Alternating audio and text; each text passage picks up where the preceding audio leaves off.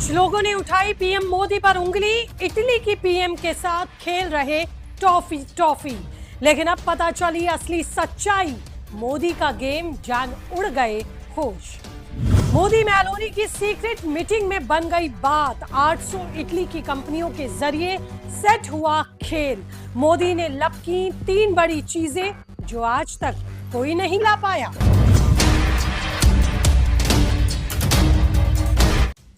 नमस्कार, स्वागत है आप सभी का। आपके साथ मैं हूं ज्योति विनय कपूर।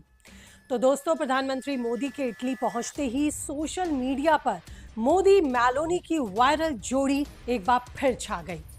इन तस्वीरों के साथ ही हिडन सॉफ्ट डिप्लोमेसी पर भी चर्चा गर्म हो गई। हर तरफ सिर्फ एक ही नाम ट्रेंड कर रहा है, #मेलोडी। मीम्स, रील्स, एडिट्स, यहां तक कि मेलोडी चॉकलेट्स तक इंटरनेट पर तहलका मचा रही है। पिछले कई महीनों से वायरल मेलोडी ट्रेंड एक बार फिर जबरदस्त तरीके से कमबैक कर गया। कोई इस केमिस्ट्री की तारीफ कर रहा है तो कोई मजाक उड़ाते हुए कह रहा है कि मोदी सिर्फ टॉफी टॉफी खेल रहे हैं। आलोचना भी हो रही है, लेकिन सच तो ये है कि प्रधानमंत्री नरेंद्र मोदी और इटली के प्रधानमंत्री जॉर्जिया मेलोनी की इन तस्वीरों ने इंटरनेट का नरेटिव ही बदल दिया। अब सवाल ये है कि क्या ये सिर्फ कैमरों के सामने की मुस्कान है या फिर इसके पीछे है ग्लोबल डिप्लोमेसी का एक नया soft power trend.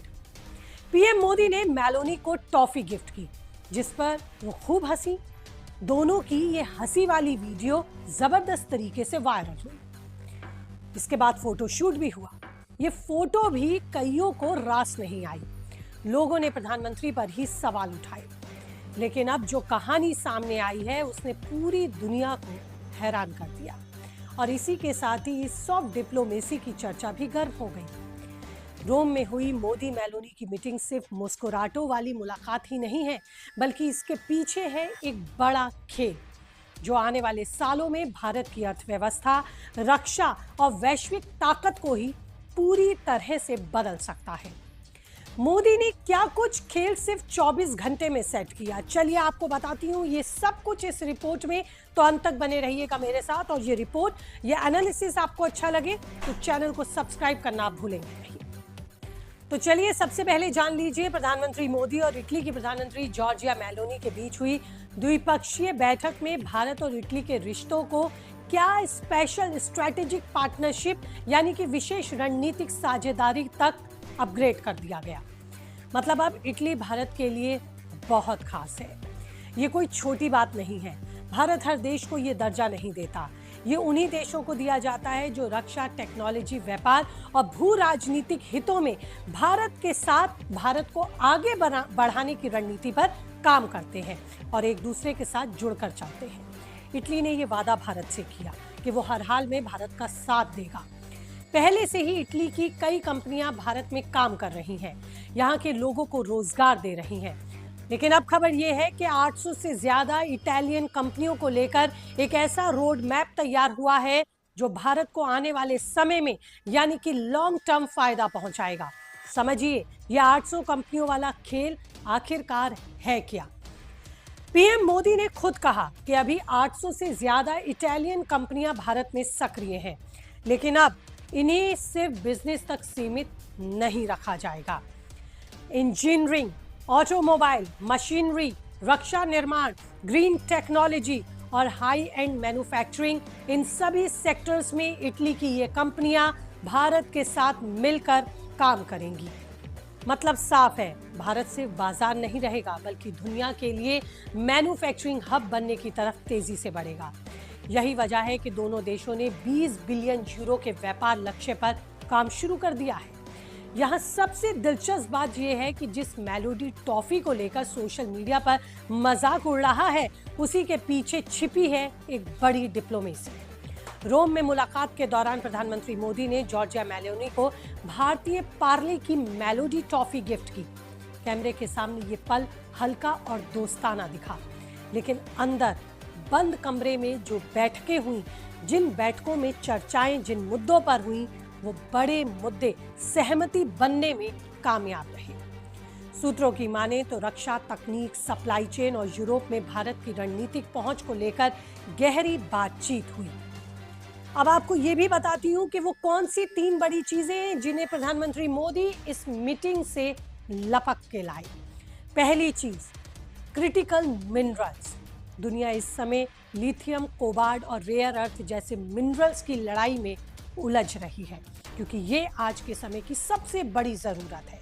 Electronics, car से लेकर मिसाइल सिस्टम तक, चिप से लेकर आपके ईयरफोन तक, हर जगह ये रेयर अर्थ ही काम आता है और जिस पर सबसे ज्यादा कंट्रोल चाइना का है।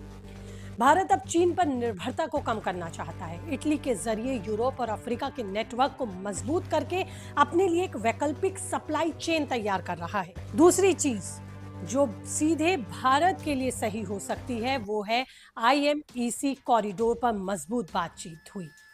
ये वही प्रोजेक्ट है जिसे चीन के बेल्ट एंड रोड इनिशिएटिव्स का जवाब माना जाता है। इटली इस कॉरिडोर का यूरोप में सबसे बड़ा एंट्री पॉइंट बनने जा रहा है। मतलब भारत से निकलने वाला सामान सीधे मिडिल ईस्ट होते हुए यूरोप पहुंचेगा। इससे भारत का व्यापार तेजी से बढ़ेगा और उसे बड़ा बाजार मिलेगा। चीन की पकड़ को यहां हम कमजोर करेंगे। तीसरी चीज है रक्षा और टेक्नोलॉजी। भारत और इटली के बीच रक्षा सहयोग को लेकर भी बड़ी सहमति बनी है। ड्रोन टेक्नोलॉजी, साइबर सिक्योरिटी, समुद्री सुरक्षा और आतंकवाद के खिलाफ इंटेलिजेंस शेयरिंग पर दोनों देशों ने फैसला लिया है। यानी ये सिर्फ बिजनेस डील नहीं बल्कि रणनीतिक गठजोड़ का एक मजबूत एग्जाम्पल है। फिर सवाल ये उठ रहा है कि आखिरकार प्रधानमंत्री ने इतना बड़ा गेम कैसे सेट किया। तो देखिए, दुनिया इस समय 2 हिस्सों में बटी हुई है। एक तरफ अमेरिका यूरोप का पश्चिमी ब्लॉक, तो दूसरी तरफ चीन रूस का बढ़ता प्रभाव। भारत की कोशिश इन दोनों ही ब्लॉक्स यानी कि दोनों ही खेमों में अपनी जगह बनाना है और इन दोनों ही खेमों से फायदा लेना है। इटली के साथ भारत की ये साझेदारी उसी रणनीतिक प्लानिंग का हिस्सा है, क्योंकि इटली यूरोप के अंदर एक मजबूत अर्थव्यवस्था है और मेलोनी खुद इस समय यूरोप की सबसे ताकतवर महिला नेता है। अब यहाँ एक और गेम समझिए। भारत और यूरोपियन यूनियन के बीच लंबे समय से फ्री ट्रेड एग्रीमेंट यानी कि FTA थोड़ा सा अटक गया है, लेकिन अब इटली खुलकर भारत के समर्थन में है। अगर ये FTA आगे बढ़ता है तो भारतीय कंपनियां और एक्सपोर्ट्स को यूरोप का विशाल बाजार मिल सकता है। मतलब रोजगार, निवेश और निर्यात, ये तीनों बड़ा उछाल मार सकते हैं। और यही वजह है कि कुछ लोग अब ये भी कह रहे हैं कि मोदी ने सिर्फ 24 घंटे में ही दुनिया को एक संदेश दे दिया कि भारत सिर्फ एक उभरती अर्थव्यवस्था नहीं बल्कि वैश्विक रणनीतिक शक्ति का केंद्र बन सकता है। जहां एक तरफ मिडिल ईस्ट में युद्ध का खतरा है, चीन अपनी ताकत बढ़ा रहा है, अमेरिका अपनी रणनीति पर तेजी से बढ़ रहा है, तो वहीं भारत यूरोप, खाड़ी देशों और एशिया को जोड़ने वाला केंद्र बनने की कोशिश कर रहा है। कुल मिलाकर जिस मेलोडी को लोग सिर्फ सोशल मीडिया का मजाक समझ रहे हैं, दरअसल उसने ग्लोबल पॉलिटिक्स में साथ ही ग्लोबल डिप्लोमेसी में नए नैरेटिव यानी कि सॉफ्ट डिप्लोमेसी के सेट कर दिए हैं। मोदी और मेलोनी की मुलाकात में सिर्फ टॉफी नहीं चली बल्कि व्यापार, रक्षा, टेक्नोलॉजी और चीन को चुनौती देने वाला गेम भी यहाँ सेट हुआ। लेकिन आपकी इन सब पर क्या राय है? आप क्या सोचते हैं? कीजिए कमेंट, रहेगा मुझे इंतजार। और इसी तरह के खबरों के विश्लेषण के लिए कीजिए चैनल को सब्सक्राइब। नमस्ते।